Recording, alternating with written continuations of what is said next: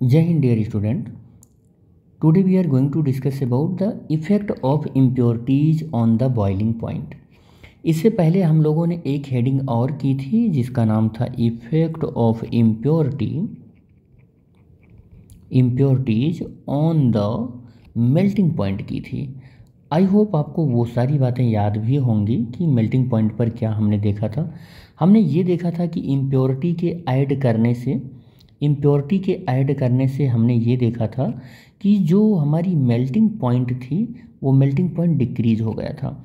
हमने एक इसका एप्लीकेशन भी देखा था और वो एप्लीकेशन क्या था, वो हमने एप्लीकेशन देखा था। एप्लीकेशन क्या देखा था कि कुल्फ़ी में हमने क्या देखा था कि कुल्फ़ी बनाने में हम क्या करते हैं कि उसमें एक प्रॉपर प्रोपोर्शन में अगर हम सॉल्ट ऐड कर देते हैं, क्या ऐड कर देते हैं, सॉल्ट ऐड कर देते हैं, तो सॉल्ट के ऐड करने से उसका टेम्परेचर 0 डिग्री सेंटीग्रेड से खिसक कर -22 डिग्री सेंटीग्रेड पहुंच जाता है। कुल्फ़ी की मेल्टिंग पॉइंट डिक्रीज हो जाती है। इसका मतलब हमने ये कंक्लूजन निकाला कि जब हम इम्प्योरिटी ऐड करते हैं तो मेल्टिंग पॉइंट क्या हो जाती है, डिक्रीज हो जाती है। लेकिन याद रहे आपको, यहाँ पर जो हम लोग पढ़ने चल रहे हैं कि बॉइलिंग पॉइंट पर क्या असर पड़ता है इम्प्योरिटी के ऐड करने से। तो बॉइलिंग पॉइंट को हम शॉर्टकट में BP से लिख रहे हैं। तो बॉइलिंग पॉइंट इंक्रीज हो जाता है जब हम किसी चीज़ में इम्प्योरिटी क्या करते हैं, ऐड कर देते हैं। तो इम्प्योरिटीज़ के ऐड करने से बॉइलिंग पॉइंट क्या हो जाता है, इंक्रीज हो जाता है। क्या हो जाता है, बॉइलिंग पॉइंट इंक्रीज हो जाता है। एग्जाम्पल के तौर पर मैं आपको समझाने की कोशिश करूँगा कि अगर मैं घर पर भोजन बना रहा हूँ, फूड बना रहा हूँ, मान लो ऐसे फूड बना रहा हूँ, और फिर हमको क्या करना है कि हमने इस फूड में क्या कर दिया, सॉल्ट को ऐड कर दिया। सॉल्ट को जैसे ही ऐड करेंगे, अब इसकी जो बॉइलिंग पॉइंट है वाटर की, जो यहाँ पर बॉइलिंग पॉइंट है, ये बॉइलिंग पॉइंट अब 100 डिग्री सेंटीग्रेड पर ना बॉयल होकर इसकी जो बॉइलिंग पॉइंट है वो क्या हो जाएगा, बॉइलिंग पॉइंट वो 100 डिग्री सेंटीग्रेड से क्या हो जाएगा, थोड़ा सा बढ़ जाएगा।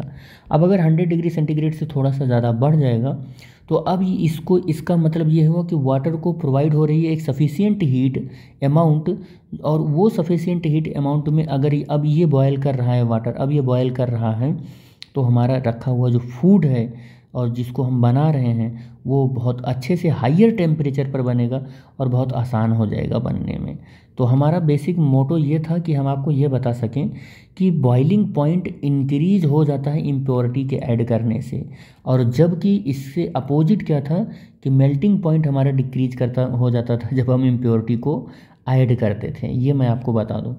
और ये भी मैंने आपको बता रखा है कि जब हम मोस्ट ऑफ द सब्सटेंस देखते थे तो वो एक्सपैंड भी होते थे, मेल्टिंग पॉइंट को लेके एक्सपैंड होते थे, और कुछ जो होते हैं सम सब्सटेंस क्या होते थे, सम सब्सटेंस कॉन्ट्रैक्ट होते थे।